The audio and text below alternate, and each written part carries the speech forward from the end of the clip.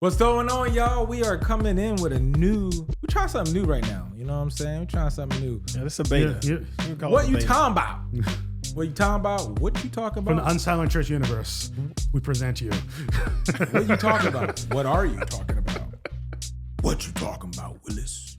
I don't know. Well, let's explain what this is. So the idea here is that, on Unsilent Church, we are talking about things related to current events, but also theology, things related to, even the name of it, right, is a sense of like things that we think the church should be silent on, tends to be in the areas of faith, justice, culture as well, sort of the intersection of those things. So there's overlap. Yeah, so we thought it would be cool to do something that in many ways just imitates or just shows you guys what we all talk about when the cameras are off. In a lot of ways, we talk about some of those things, but what we thought would be cool is that we, the three of us often talk about just things happening in the culture. And it's not necessarily, it's just interesting things. It might be a TV series that come out, an album, things that are happening on popular podcasts that we watch. And obviously we're talking about it from our viewpoint, our vantage points. We're all Christians here, but also, we have different particular backgrounds we grew up in. We're Black. There's some different ways we've grown up Black as well that we bring to the table. So hopefully this is something that's just that is fair. John's from Philly. Were you born in Haiti? Yeah, I was born in New York. Oh, okay. Well, you're Haitian still. That's right. Me, Nigerian. Yeah, and so in some ways this represents even the diaspora, if we can put it that way. But yeah, this is a little bit more lighthearted, but I think the format here is that we each are going to have sort of a topic that we're interested, generally from the area of pop culture. It might be broader than that. So yeah, we'll see how this goes. But anyway, is it my turn? Do I get to talk about what I'm talking about? What you talking about? What I'm talking about? Well, here's what I've been thinking about and talked a little bit about with you guys before. So Coachella is happening right now, and those of you guys who aren't familiar with Coachella, maybe the most popular music festival that's out there. It's one of those multi-day event in California, and it's one of those music festivals that people to get tickets there. Is it bigger than Rolling Loud? Yeah. Oh yeah. Okay. So yeah, it's the biggest then. So yeah, it's one of the music festivals that all the top name artists, the headline there is probably a feather in your cap in your music career. And so that's happening. And I think Beyonce's done it. I mean, you name the popular artists out there. They've done it. So this year as Sabrina Carpenter, I think Justin Bieber headlined recently. This past weekend, yeah. And so, yeah, it's one of those things people camp out for, they dress up for. And I was just, and it's the other thing too, is that celebrities show up for this as well. I don't know if you guys saw this. Yeah, they do. When I can tell, I mean, you it's not like you have, I'm sure they get some special accommodations, but not quite what you think. Maybe. But yeah, from what I can tell, like maybe they're for sure in the front row, but like it's just standing room, right? And so yeah, they might just be paying for it because again, they got the money for it. And Coachella is like Coachella is a little bit of a flex. Like if you could be like I'm front row at Coachella, you're just like it's almost like status, like going to the U.S. Open or Wimbledon or something like that. It's like and it's Coachella, but it's big enough where like I know some people in our church who have gone or are there right now, right? And so drop names. They out there. They're out there. Who outside like that? I want to drop the names. I feel like we should go. Yeah. Them tickets. How much people are paying for those? Yeah, I mean, even for people, if you're not front row, it's pretty far out there. I'm pretty sure, right? I mean, it's pretty. Even if you're not front row, it's a huge field. But even to be there, I want to say it's like probably 200-300. I don't know, something like that. Probably more than that. Who knows? Anyway, that's not my main thing here. I thought it was interesting seeing like Timothée Chalamet with Kylie Jenner is there front row. There's a picture of or video of Katy Perry with her, which is former prime minister Justin Trudeau, and she's losing her mind seeing Justin Bieber. I thought like it's just interesting to see, celebrities who are around those people just excited to be at a music festival and experience these artists in this space. And artists, they pull out all the stops for this. I mean, these are huge productions, or even I would argue Justin Bieber. It was very intentional what he did. He did a sort of stripped down performance, but it was very sort of intimate and engaging. I think he's very intentional about what he did there. And the idea to be there and experience this with him, I think, was part of what he was doing. What it made me think about, I don't know what you guys think about, just the I'm not someone who's like into like going to concerts more because I'm gonna sound like a old guy on this. Let's just but yeah, like but I'm What you there talking about, Ramon?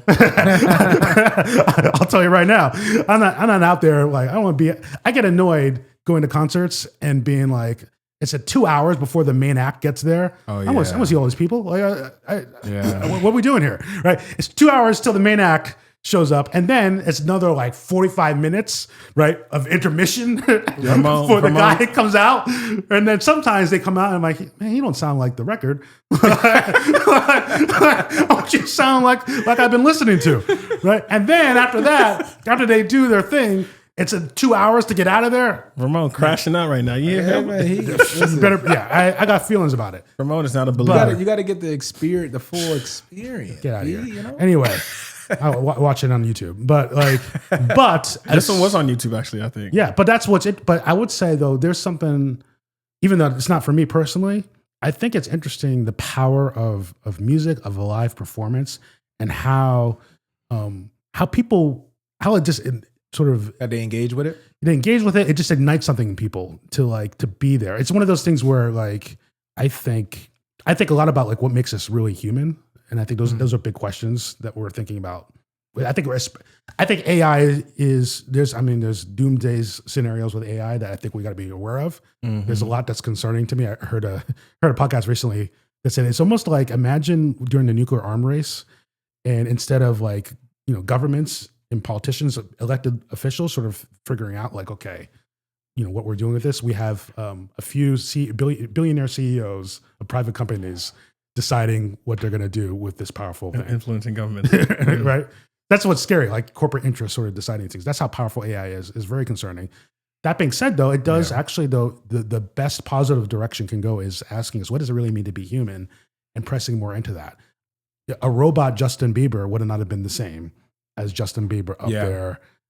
Even him like scrolling through YouTube, I mean, it was only a small part of his set. Literally had a MacBook up there. That he doesn't own anymore. That he doesn't own anymore. So that's why I think he was doing it this way.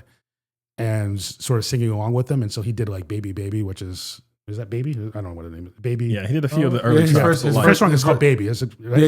Yeah. That was one of his big I don't think he's done that in like a few of his mega hits. Yeah, he's not done that in years and years. Why hasn't he done them?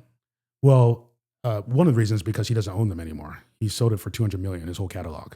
I think he needed money.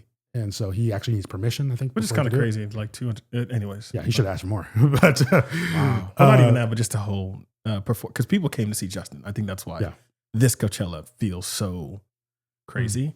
I think Justin's a prodigal. A prodigal? A prodigal. And somewhere or another. Like think about like how do you prodigal son? A prodigal. Like just think about, and I had to like look this up. The idea of a prodigal is like is the idea of like reckless abandon on both sides. Yeah. Right. There's a reckless abandon in the way that money gets spent, things get swung. How do you go from mega millions to needing to sell your whole catalog for financial reasons? What happened? Yeah. Like just what happened? Well, now, I don't know the whole story. I know some stuff happened. Like I've done a lot of reading, and I'm like, did he? Man, Miami.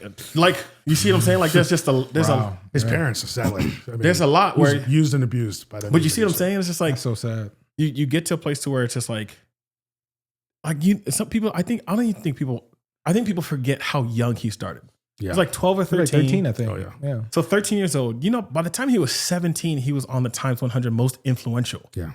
Like most influential as a 17-year-old. He doesn't even know who he is yet. Yeah. At 17. His brain isn't even fully developed yet at 17.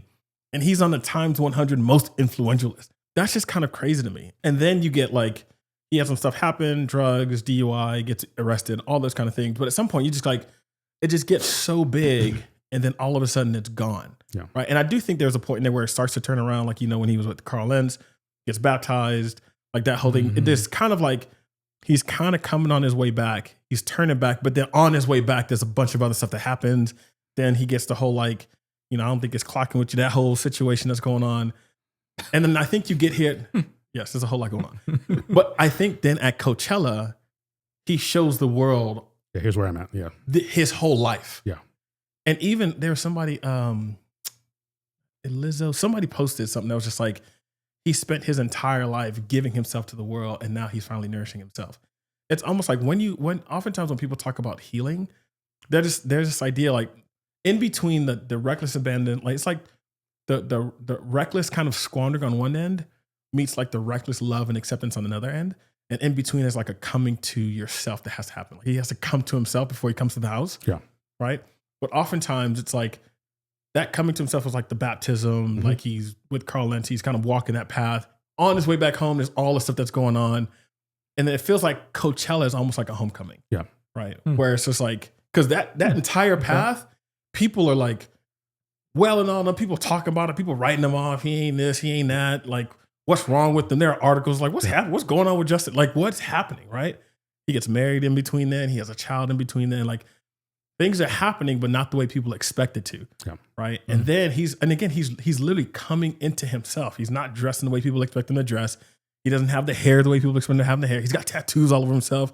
He's not hanging with people who expect him to hang with, right? But then you get to Coachella, and he's like, this is who I am. And everybody's like... Yeah, I think you know. So I think there's so much more I could say just on him, but I think music at its best allows that kind of sort of connection, that sense of like here's who a person is, and that's true. Even like some of it is his stripped down performance that he did, but even like a high production type of thing is an opportunity to sort of communicate something. I think that sort of live aspect of it draws all of us. It connects people in some really interesting ways. In that sense, like it's interesting to watch. Yeah, really famous people.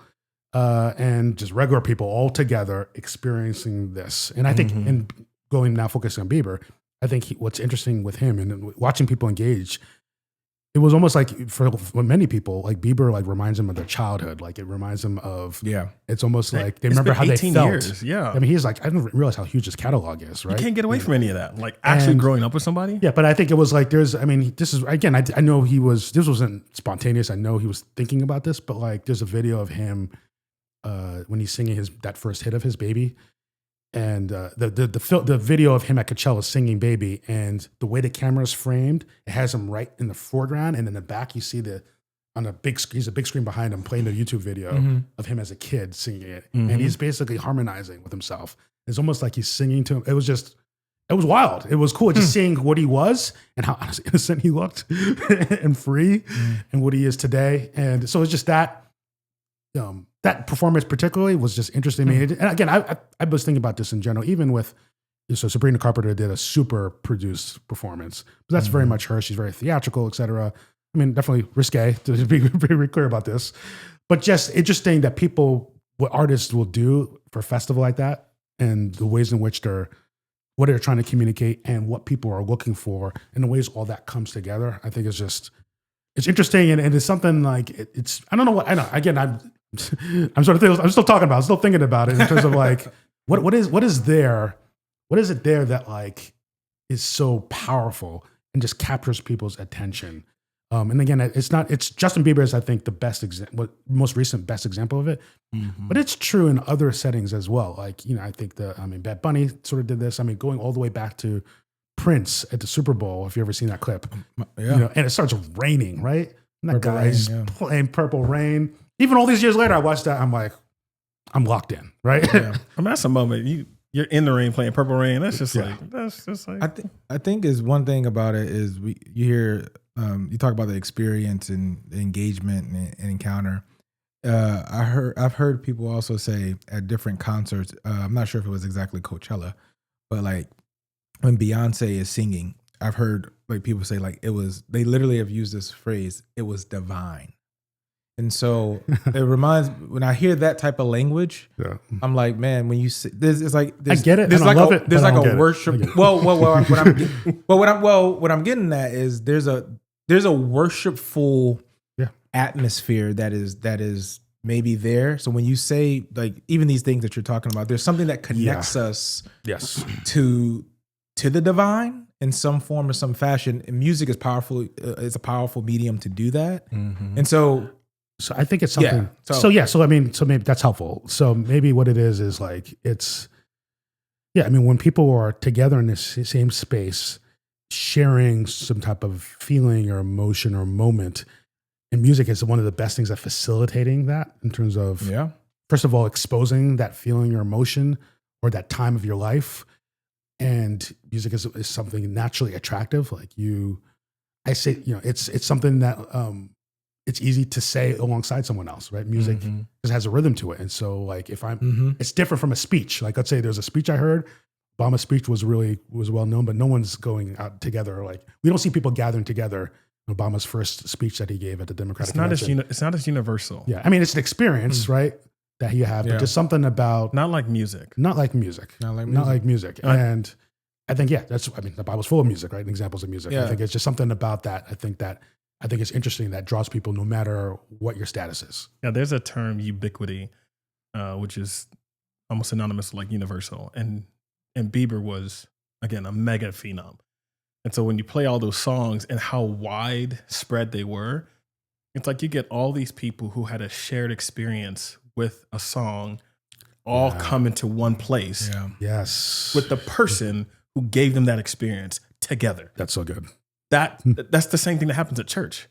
So there's something divine. There's something spiritual happening. Absolutely. Yeah. But again, I like the way you put that. You can't undervalue the power of shared experience. Like that was one of the initial angles. It's the shared experience of it. Like, even with when you talked about AI, I think one of the benefits of AI, I wrote like a short sort of article on this. I think AI is going to, because it is forcing us to ask the question what it means to be human. I think it's one of the things that's going to force us to be more human.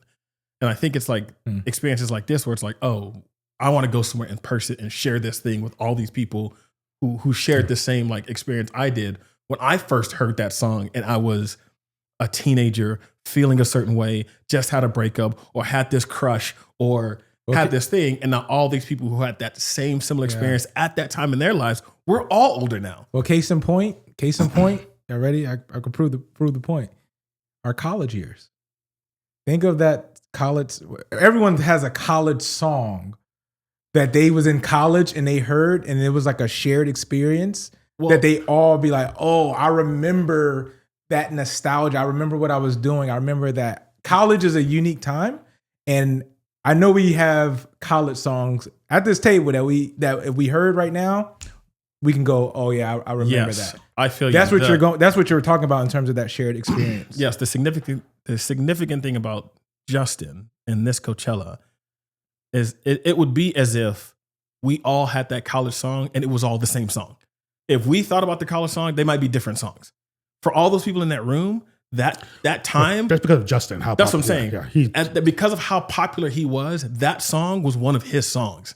And so when he's at Coachella in this sort of stripped back, like, I don't need to do all the stuff because I've been with y'all for almost 20 years.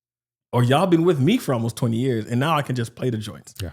Before we move on to what they talking about next, what's y'all college song? I mean, what was that college song that y'all was like? See, you said that it's more of a time period. Like I was 90s rap, right? And so like anything by Wu-Tang. It's more. It's not like there was. I mean, anything by Biggie, anything by Wu-Tang. I mean, I thought more like actually for me, it's more anytime you hear anything by Naughty by Nature. Like that was huge for me in high school, going into college. From like a Coachella experience. That's interesting, but y'all don't have like. So you're giving me artists. That's interesting. There wasn't like you don't have like a song, No. There was no theme song in y'all. No, definitely artists. Every year there was a different one. Like I mean, that's a thing. That's like, interesting. No, I think it's maybe I was wrong about that. Then. I think it's artists because artists. At least the people, my people that we even to this day, college, there was it's like this two song. particular college songs that we. I'll give you an example. Like early 2000s, Yin Yang Twins was crazy, but it's Yin Yang Twins, like the artists. So they had like to the window. What was the name of that song? As to the windows to the wall. But they had that whisper song too. Whisper like that. That's what I'm saying. Come here, little shine, let me whisper in the air. So yeah, Yin Yang Twins was big, and then Lil Jon and the East Side Boys, Lil Scrappy. Yeah. Like, okay. No when problem. it came to like joints that you was like, oh, this is gonna turn the whole thing up. Yeah. Yeah. What was the ATL dudes? The Outcast.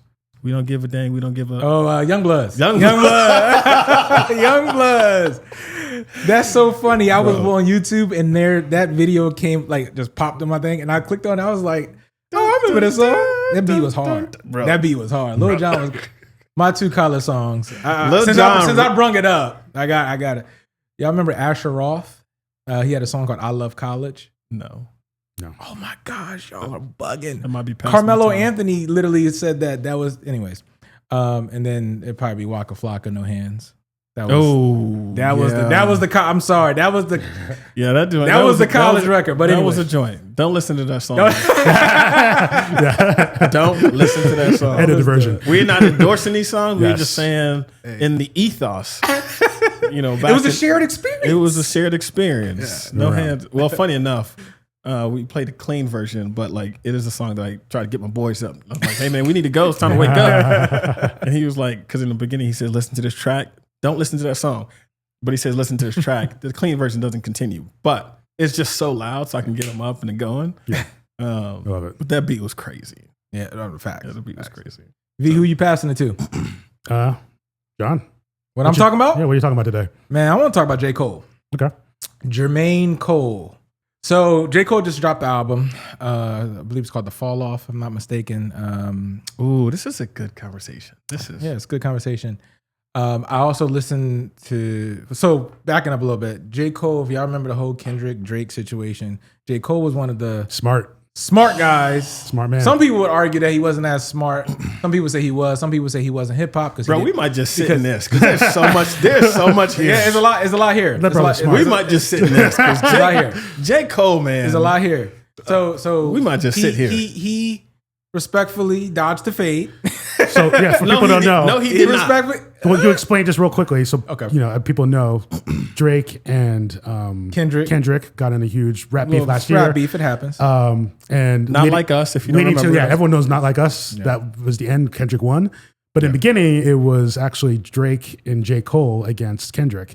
And then J. Cole dropped a song dissing. Yeah, on 7 minute drill. That was the name of it. Yeah, dissing Kendrick. And then he pulled back and said, no, sorry. I didn't mean it. I didn't mean it. He said, he actually apologized. He did apologize. He did And apologize. so then, so he pulled out really early. Yeah.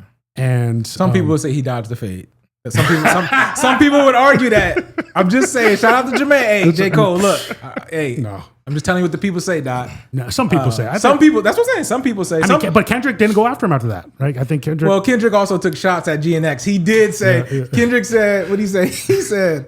He said, F apologies. I want to see us geeked up. Like, in other words, he said, I ain't trying to hear no apology. I'm trying to, anyways. That was probably his when J. Cole apologized. He was like, "Hey man, I'll take whatever you send. Like, you know, do what you got to do, but I'm just gonna let you know, like, yeah, I'm not trying to go back and forth. That's not."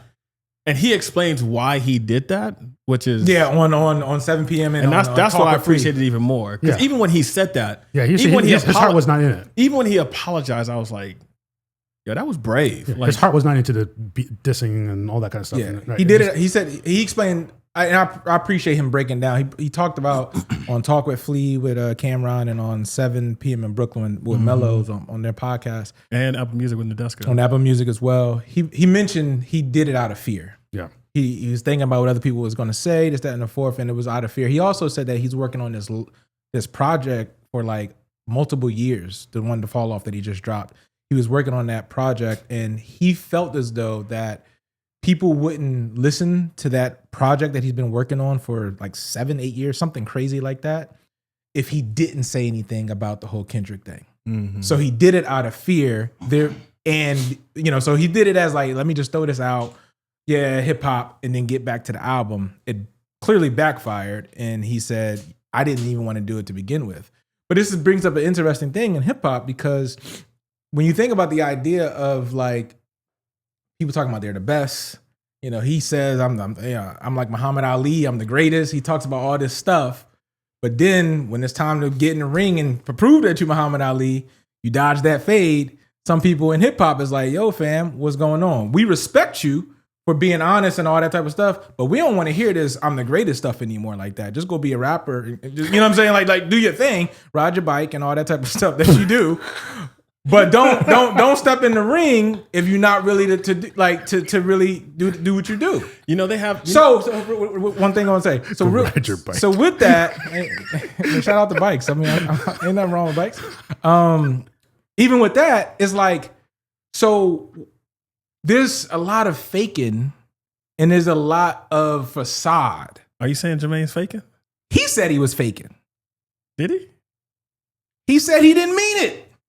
That's why he apologized. That's hip hop. That doesn't mean he's fake. A lot of hip hop is just. Well, are you trying to say a lot of hip hop is about bragging and about making yourself bigger than you actually are? Well, that's exactly. So yes. So in some ways, it's almost kind of like, is hip hop for some people? Think about, okay, we're talking about art, right? Denzel, Training Day, one of the greatest performances, if you ask me. But that's not who Denzel really is. He's not a crooked cop. He's playing a role. He's playing a character. Yeah. Mm-hmm. We still don't think he is.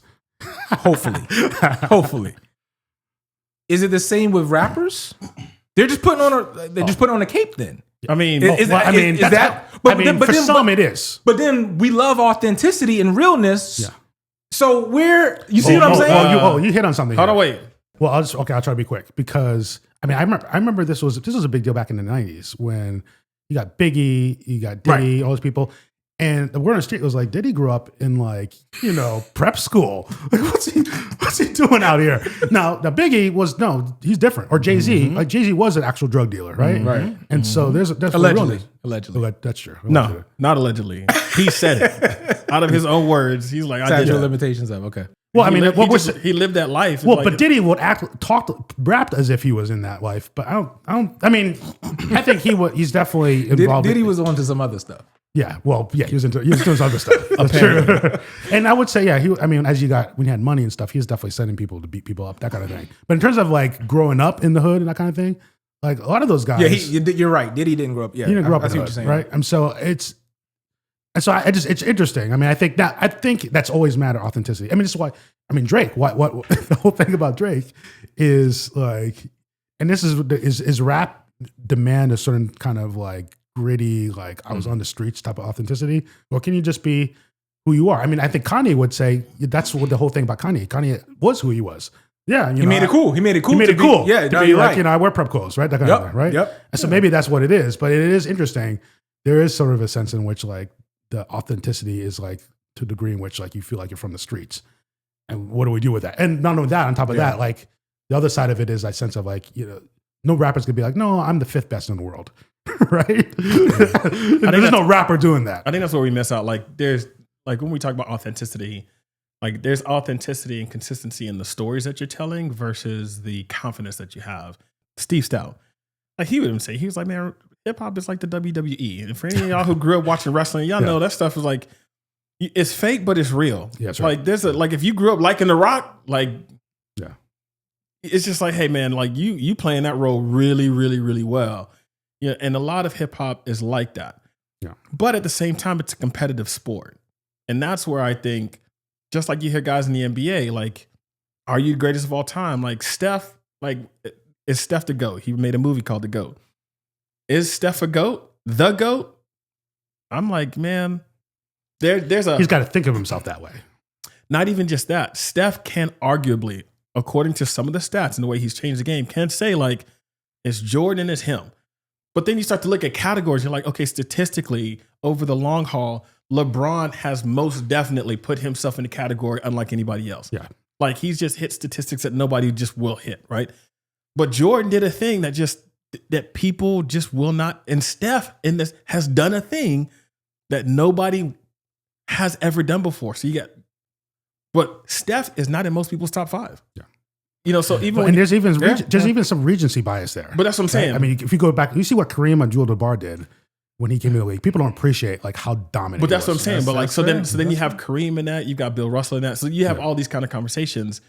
And so when you think about rap as a competitive sport, and this is what J. Cole was saying, even in those interviews, he goes, "Am I going to say I'm the best rapper alive?" He goes, in real life, I don't walk around. I don't walk around like I'm the best rapper alive. But I do know, I could be in that studio and give somebody 80, but at the same time, I know that somebody else can come to the studio with me and give me 50 or 30. He mentioned Lupe Fiasco. He mentioned Black Thought. He mentioned these people, a lot of these lyrical people. And he said, I don't walk around like I'm the best. So I don't think, act like I'm the best. He did say that. Yeah. So I don't think it's necessarily him not being authentic. I do think it's a degree of saying, I know my place. Steph doesn't call himself one of the greatest of all time, even though he's on the list. even though other people would, even though he's the highest score, like he's got more threes than anybody, that score probably won't get touched. I saw a thing where it's the end of the season, LaMelo Ball and one of his teammates, are like racing for who gets the highest threes, and they got like 273 and 272. And then there's this thing like, how did Steph get 402 in a season? Yeah, it's like he's in another stratosphere. Well, even how he changed the way we just the way the whole game is played, the way it's stretched out now. Yeah. So there's a degree where I think there's like, I think J. Cole is in, and he's almost 40. So it's like I think he's 41 maybe. He's in a humble state. Like there's something about like who he is, the work that he's done, where he goes, I can still say this stuff in a record and like in that moment, I believe it's true. The same way you ask like when in interviews like KD or Draymond or any competitive player gonna be like, nah, they ain't better than me. He's like, but that's what they should say. Like you shouldn't think any other way. So I don't know if it's inconsistent for him to say, I don't walk around as the best. Well, it is true. But then rap and say like, I think hip hop. I wonder if this is true across the board, like at the highest levels, in terms of not just like music, but sports. I mean, I don't know. I won't say academics, but I mean, maybe, I don't know. I think at that level, you have to have that sense of like, I'm the best. Like I ran track in college. My best races were the ones where like I had like absolute confidence that I was going to win. There's no one better than me on this. For sure. Yeah. My worst races were like I had doubt in your head. Yeah. And then my best races, even those best races, like I didn't necessarily like, I didn't win all of them, but like I ran extremely well, scored points for my team, that type of thing. It's just one of those things where I do think, and I've heard this about pro athletes, like they have to have insane confidence in themselves. They have to think like every shot goes down. And I think even there's rankings within within the league where like the top ones, like KD, those people, like they miss the first 10. They don't stop shooting, right? If I'm playing like play around ball, I miss like first 3. I'm like, oh man, like they like, oh, that was a fluke. Like, but they put so. I wonder if that's true for rap too. They put so much work in, and that's what I'm saying. Like when you consider the hours, the time, the words, like that's what you're thinking back to and being like, no, I've put in this work. Nobody has put in this kind of work. Kobe's like, man, I put in 2 workouts before you even woke up. Like, why am I passing you the ball? Like, I don't need to do that. And I think that's a high level of confidence. And maybe y'all can go at me at this, but here's a thought. There is the reality that I think like people should not think of themselves more highly than they ought to. I think that's true. I think you should think of yourself within the measure of faith that you have been given. And I think often that comes through the work that you've seen yourself put in. You've seen all those shots go in. So when you go on the court, you're like, no, every shot's going in. All I need to do is get a little separation. It's going in. I think what often happens on the other side is we're often told you shouldn't think of yourself more highly than you ought. I think a lot of people think more lowly of themselves than they ought to. And they don't think of themselves in that sort of appropriate place of saying, no, I've put in the work. I know what I'm capable of. I am the best, one of the best. I know that's a difference, but it's still to say like, I know the work I put in. I know I'm making these beats. There are like, I'm making my own beats and I'm writing them and I'm featuring and I'm doing this. Like, no, I'm the greatest at this thing. Like nobody's better than me at this. Like in that moment, it makes sense to say that. But then in a more sober mindset to be like, I know I'm one of the greatest. I want to push back a little bit on the whole hip hop thing because I feel like you letting J. Cole off the hook. And That's fine. I need to just make sure that we on the same page. John, let me jump in the arena and see. or maybe we're not on the same page. But no, in the sense of hip hop, there's always been a spectrum of hip hop, right? And so you got the party music, you got the mumble, you got the mumble rap now. You got, you know what I'm saying? Like but you also have, there's always from the genesis of hip hop, there's been a nucleus of realness, authenticity, lyricism. Sure. Regardless of the goofy stuff, there's always been that nucleus. Yeah. And even with that, even with the wrestling analogy that you said about the WWE, there also was the ECW, which was the Extreme Championship Wrestling, which was the real. So even in that, there's always been that. What makes J. Cole unique is he always came out as a real from the genesis of his career. Sure. He never came in it as this like I'm playing this character, playing this role. Sure. If he would have started that way, cool, whatever. But he's always been like, he's always, signing to Jay-Z, signing like he's always been in that, I'm a lyricist, rapper, authenticity, all that. So that's why when he did that, it made it a little like, well, hold on. When he apologized? When he apologized for the nucleus of hip hoppers, they were like, whoa, what's going on? So I hear what you're saying. Because I'm just saying, and why is J. that? Cole, if J. Cole was a mumble rapper, if J. Cole was a party rapper, if J. Cole was not representing the nucleus of the hip hop, of the essence, he would get away with that. The reason why the people are not letting him get away with that is because he didn't start off that way. Yeah, but you're saying he's off the hook because he apologized? That doesn't seem like you can't say real. You're the best in the game. You cannot say that you're the Muhammad Ali, and then Kendrick say, forget the big three, it's just big me. And you can't make a fake this record and then pull it. You can't do that when you are, you can do that, but I'm just saying it's looked at different. If Little Yachty did it, nobody would be complaining. And so close, like first person shooter is what he makes. You see what I'm saying? Yeah. I don't like. I see what you're saying. I'm just saying with J. Cole, because of how he represented from the genesis of his career and in the type of hip hop he's always made, that's what makes it a little like. You're saying Kendrick threw a punch and he ain't. And you're like, hold on, that's not what Muhammad Ali does. He ain't. And what he's been representing is that I can take the punch. I can throw punches too. That's what he's been. And then someone actually tested him on it, and he pulled back. That's what I'm saying. Okay. But I respect his truth and like, I respect the person like, I don't want the smoke. I'm cool with that. I respect that. It's a little weird when you say. Maybe it's a little weird when you say you're the best. Well, you're the best. But then to put on and say I'm putting on the cape and this is a character. It's like, but you ain't always do that. So it's like, you know maybe what I'm saying? It's like, you heard that Mike Tyson quote? Oh yeah. Everyone thinks like they're the best. Punched in the mouth. They get punched in the mouth. So maybe it was like, he thought he was the best, and then like he saw Kendrick, and a lot of people would say, once he ran up against Kendrick, sorry, my bad. All right. A lot of us would say that. So, I don't want Kendrick. I hope Kendrick never hears anything I say. See, I don't think so. If he gets mad at me, he would destroy me. And this ain't no J. Cole slander. I love J. Cole. I know. Okay, I'm just saying. Like, I just want to put because but you got to take a man's. I feel like you got to take a man's story for what it is. Okay. Like the reason why J. Cole said he apologized, and this is the only reason why I'm defending him. Like at first, it just looked like, hey man, that's a brave thing to do. Like you apologize. You're saying like, hey man, this very is brave. I'm like, that's brave and mature. That was my first initial reaction to what he did. Then you come after the fact and you go, okay, he's like, we was just talking on the phone.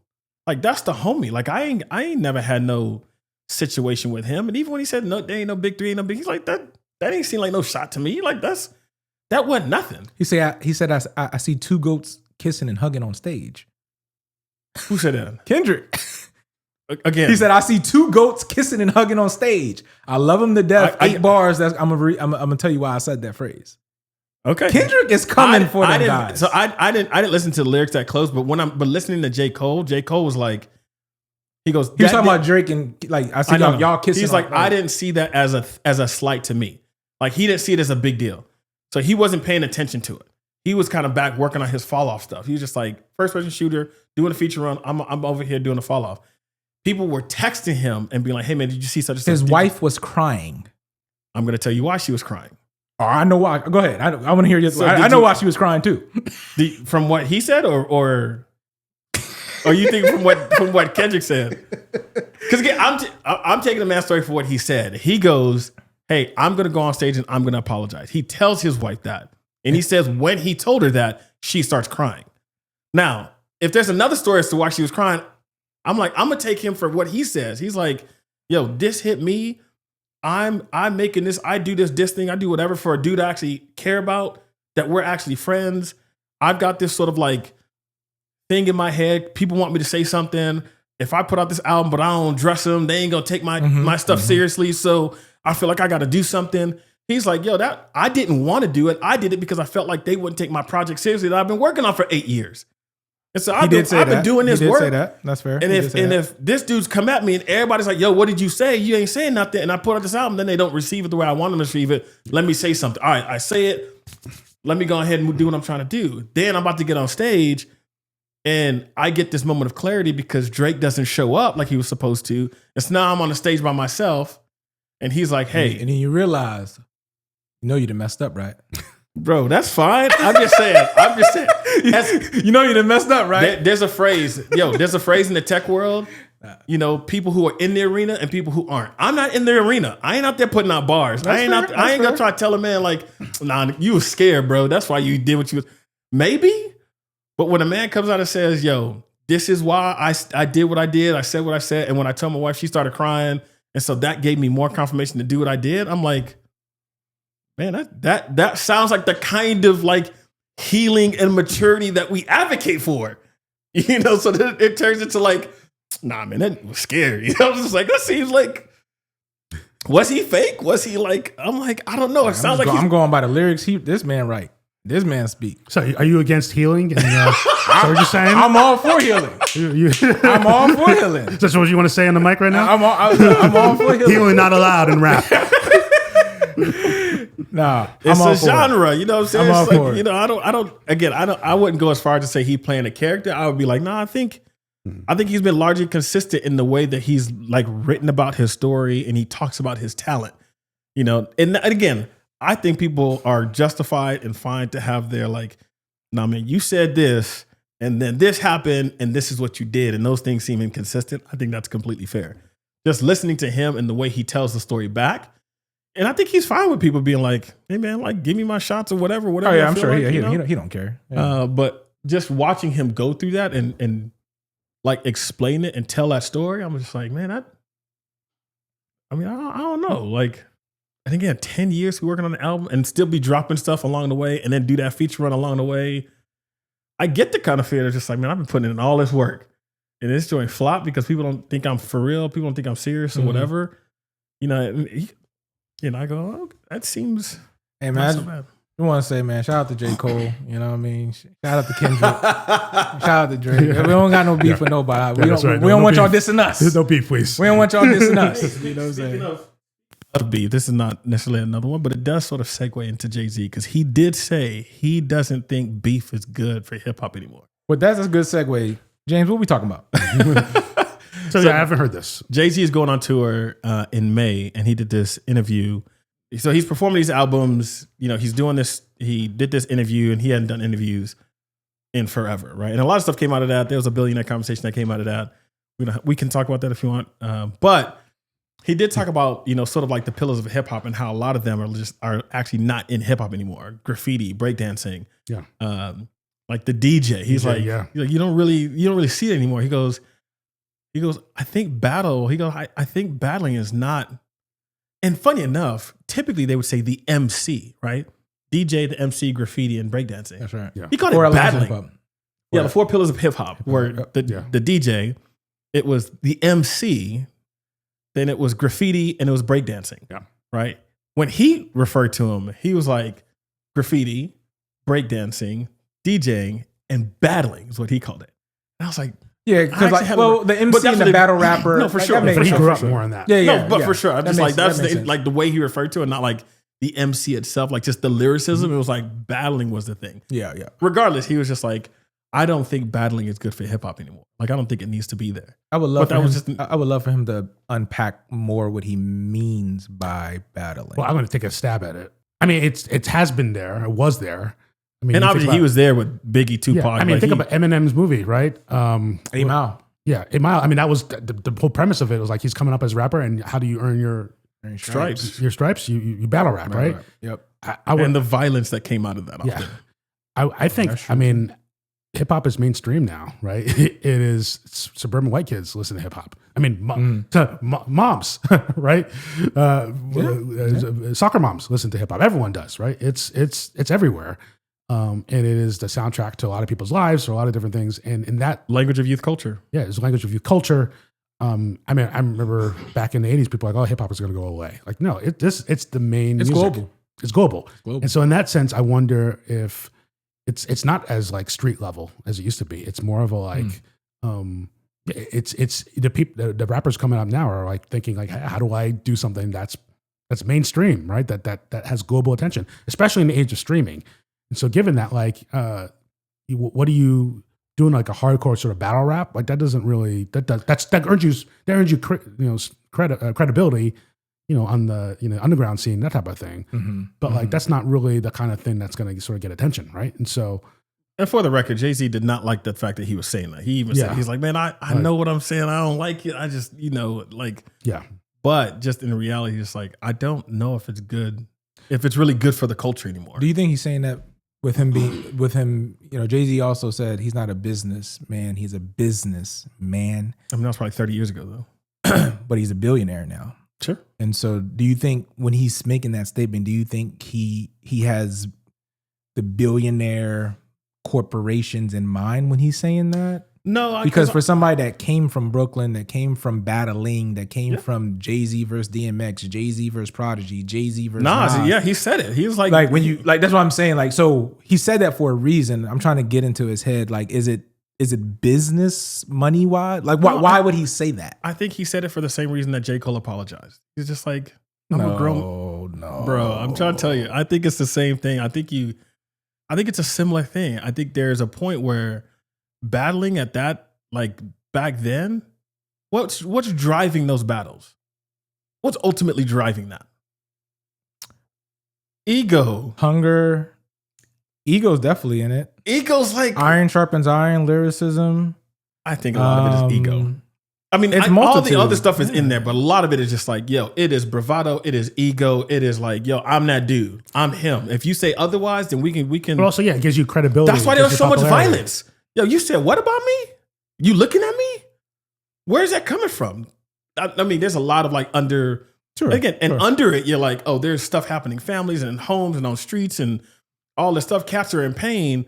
So they coming out and being like, no, I'm stronger than this. I'm putting on this armor. And that's a lot of stuff that he talked about in the interview. But then when you get to like today, and you're like, again, you get into something like Not Like Us, and it gets to the point to where people are forced to choose sides, right? That's where he's saying, I don't think it's good for hip hop anymore. Why is it now that, again, he understands him and Nas and what that was. He's like, and he's talking to a guy who like, yo, which side did you? He knows you're forced to pick a side. Again, if I take J. Cole for his word, the reason Drake didn't show up, he was like, I didn't want to force you to have to represent something that you didn't really represent. But Jay-Z still has a big ego, even if he's not battle rapping. Yes, but I'm saying, but again, it's not about the individual who has the ego. It's everyone else who starts to pick sides. It's everyone else who says, oh, I'm going to come at this man because if I'm on Kendrick's side, then I can't do nothing with Drake no more. Then we just need to cancel him. He don't need to exist as a rapper. He don't need to live no more. Because people take it that far. Yeah, but Drake's done pretty well. That's what's interesting, though. Say what? Drake's music is still super popular. Yeah, I mean, he's going to be fine, but I'm saying like the kind of hostility it breeds, he's saying, I don't think that's, he's saying that. No, what I'm saying, but then Not Like Us still was like, I mean, most popular song, right? I mean, I think it won a Grammy, right? And so like, couldn't someone argue, well, it does work. Battle rap does work. Right? Because, okay, I see what you're saying. In other words, like if Jay-Z's saying it, he doesn't think it's good for hip hop. But Kendrick can argue like, well, I mean, I won a Grammy. That's good. Yeah, but then you'd be making the capitalist argument of saying like, oh, well, you put these two men together and like create some hostility and violence, and then the money comes out of it. That's what I'm. Yeah, some people would say like, so is he saying commercial? He's saying in general for people, for the culture. Okay. It is not good if it leads to, again, two great people having to tear each other down. You got to pick side. You can't like Kendrick because you like Drake. You can't like Drake because you like Kendrick. You can't like J. Cole because, or whatever. It's just like, you can't like neither one of them if you like J. Cole, because it's just like, do we really need to, is that actually helpful to actually build I'm trying us to get us somewhere? And that's why I would love Jay-Z to unpack more, because did you watch the interview? I did. I don't think it's the reason that you're saying though. Because you're making it seem like it's more of like him being mature. And you don't think so? Like he's 50, almost 60. I don't know why he's saying it. That's why I would love for him to unpack it more. I'm asking, maybe it's the business angle, maybe because he's a billionaire and corporations and all of that type of stuff. Oh yeah, that's not good. I could see that makes sense why he would say that in his state now as a multi-billionaire. But the ego thing, I'm like, Jay-Z has a big ego now, regardless. So I don't think it's because of him being mature and him not necessarily having an ego. And like you had this whole thing about the ego and battle rap, and it's like, oh, that's not. I don't think that's the reason at all why Jay-Z. I'm just saying, like that. in the '90s, cats are killing each other because of ego. That's what I'm saying. And if that kind of thing is happening now, it's like, what benefit do you get from that now? Like, what do you need a beef for now? Like, both of y'all are making money, both of y'all are doing well. Like, if beef starts to create real animosity, real hostility, he's like, how is that good?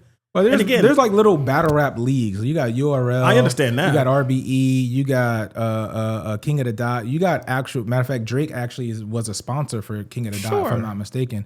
So you have like multiple battle leagues that are actually generating revenue, and it's all battle rap. And again, the thing might be, and no one's. And it's not no one getting killed. It might be language, beef. I think when he's talking about battling, I'm talking about like actual beef. Is beef good for it? Whereas in the '90s, that was so like endemic in it. Yeah, I mean, there's no way of forgiveness or apologies or any kind of thing, right? I mean, the idea of like Biggie and Tupac is almost like they wanted to generate the hostility. Like that became a big part of like de-escalation is not a thing. I remember like, are you East Coast rap, West Coast rap? Like I mean, I remember when Snoop came on stage. Yes, remember that? You don't got love. What do you say? You don't got love. I mean, people died because of it, right? And so, that was in the '90s, and that's not something that I'm advocating for at all. But I wonder if you just. But like, what battle rap, what beef out? You saying like today? Like what beef has led to someone being murdered, like Biggie and Pac? Like today? Well, maybe he's not talking about being murdered, but I wonder if he's saying. Well, that's like what he's saying. That he said. Well, what hostility? I'm saying like actual hostility is what I'm saying. Like the hostility that comes out of like beef, and he's like, I don't think that's like. I wonder if Jay-Z is saying, what happened with Kendrick and Drake, like he doesn't think that's good for the culture. I wonder if he's saying that. But I'm just saying, like when you do that, you can have hostility. Like the Jets, a Jets fan and another football team can have hostility. The Warriors and the freaking Milwaukee Bucks can have. I mean, like when you do that, it's just like. I feel like we're like that can go for anything. Again, I don't have.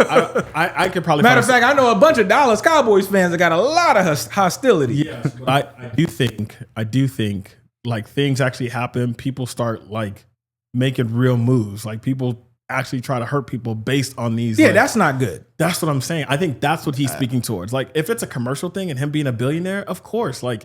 The idea that beef generates more attention, that attention gets monetized, and somebody profits off their monetization. Yeah. Jay-Z runs record labels and does all the commercial stuff. So it would not behoove him to say beef is not good or battle rap is not good because he makes money off of it, right? Not like us. It was the Super Bowl. It's just like he put Kendrick in the Super Bowl.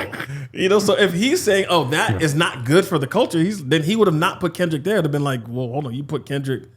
So I think he's speaking to something else that's like, no, when this starts to do things where people start in their neighborhoods making decisions and trying to start like, it's like, I don't think that part of it is good. Again, URL and like the battle rap leagues and all that kind of stuff, I don't think those cats are rehearsing. That's WWE. Well, that's what I'm saying. That's why the word battling, it'd be helpful for him to clarify what he means by that. Sure. Because when you say battling, this is me. This is me sort of like reciting what he said. Like there's a degree where it's like, watch the interview. There's probably more clarity in there. I just remember him using that line, like, I don't think it's good for the culture anymore. And I know how that feels. But again, in the context, when he said battling, he was like, what was going on with Tupac, Biggie, me and Nas? That's like hostile. So what he's thinking when he said battling, I don't think applies to URL where guys are doing what they're doing on the stage. And it's like, it's just a performance. I don't think that's what he's talking about. I think he's like, no, Caps was strapping up in the neighborhood ready to go on mission and go do something. He's like, and if that's still happening 30 years later? In his era, there was Biggie and Pac. I don't know any other rap. Biggie and Pac are the ones we know about. Of course. Sure. If there's stuff that's going on in Memphis, Tennessee right now that we don't know about. Suge Knight and what's his name? What's that? Vanilla Ice. You heard that story? What Suge Knight did to Vanilla Ice? When he threw him over the balcony? Yeah, hung him over the balcony. Allegedly. I don't know why anybody would have beef with Vanilla Ice. Well, I think he made him like sign over or something. He was trying to hustle him for something. I don't know. No, yeah, violence for sure. We don't want violence. That's what I think he was talking about. We don't want like, violence. Yes. Nah, I'm with that.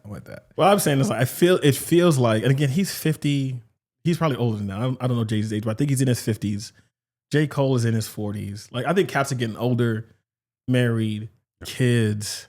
Even Kendrick, like even on this new album, he's talking about like all this stuff around therapy and healing. And I just think cats are moving into a new. Kendrick also about therapy. Kendrick also said, since you brought therapy in Kendrick, Sure. he also said, and he's growing and maturing and all this stuff. Did he say he wants this more? I mean, He sure. did say, I went to therapy. Therapy told me I should open up. But then therapy also told me that I don't give up. He said that. So, in other words, he's saying like, yeah, therapy cool, but he also said that Kanye changed his life, but I'm still the. Wait, what? I'm still is that on the new album? Did he said that? Yeah, on G. He said a lot of stuff. I was just like, this is a pretty vulnerable album.